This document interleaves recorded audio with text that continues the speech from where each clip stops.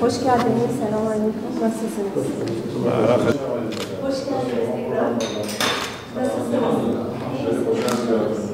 Tekrar görüştüğümüzde memnun olduk. Buyurun hocam. Nasılsınız? Hoş geldiniz. Başkan bir fotoğraf alayım.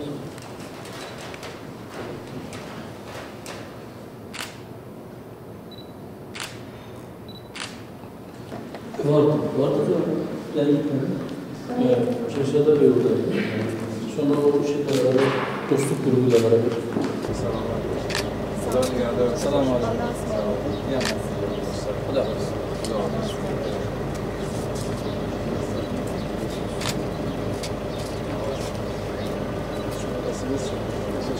Tekrar hoş geldiniz. Allah'a sağlık. Tekrar teşekkür ederiz geldiğiniz için. Çok sağ olun.